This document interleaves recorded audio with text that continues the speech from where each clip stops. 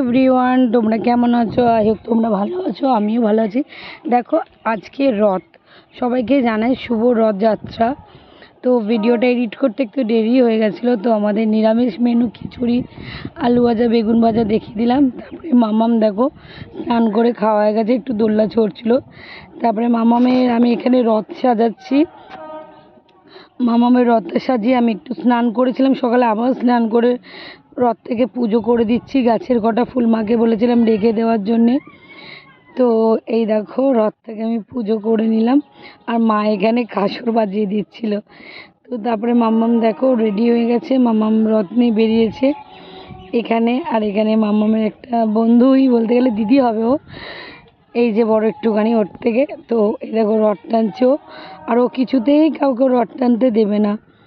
এই দেখো ও আগে দেখলো ভালো করে, তারপর ওর থেকে রথটা নিয়ে নেবে। তো ওকে দেয় না, ওকে দেয় না, এই অবস্থা।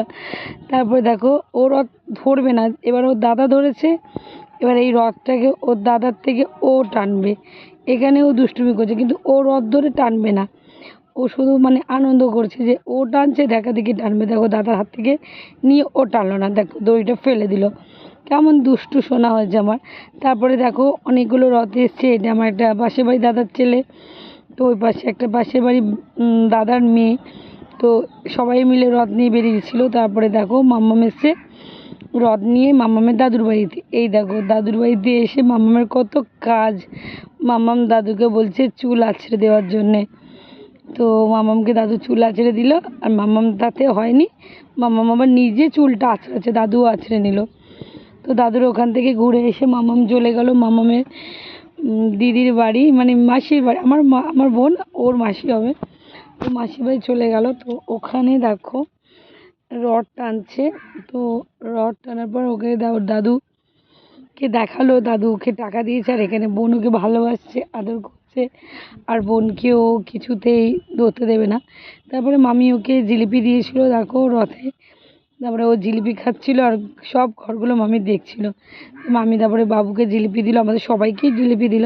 তো ওখান থেকে জিলিপি খেয়ে আবার আমরা ওপরে গেলাম, মানে বড় মামা উপরে থাকে, ছোটো মামা নিচে থাকে। তো এটা আমার নিজের মামার চেয়েও সত্যি কথা বলতে বেশি, কারণ আমরা ছোটোবেলা থেকে এখানেই মানুষ হয়েছি।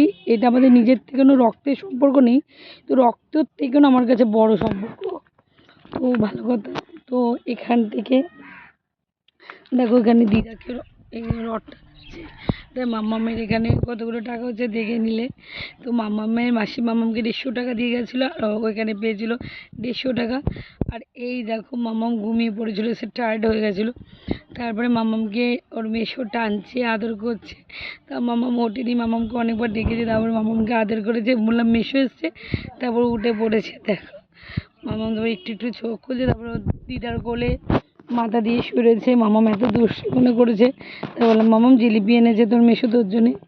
তারপর মামাম উঠলো ঘুম থেকে। তারপরে দেখো মা কী করছে, মা এখানে পাঁপড় ভাজছে। তো জামাইবাবু জিলিপি এনেছিল, আর মা পাঁপড় এখানে ভাজছে। তো সবাই মিলে আমরা জিলিপি পাঁপড় ভাজা খাবো। আর মামামের এখানে অবস্থা দেখো, এখানে দিদি জিলিপি পাঁপড় মা ভেজে রেখে দিয়েছে। মামাম এখানে কাউকে পাঁপড় দিতে দিচ্ছিল, নিজেই ও খাচ্ছিল। তো এইভাবে রথযাত্রাটা আমাদের কাটলো। তো তোমাদের কেমন লেগেছে বলো, ততক্ষণে টাটা।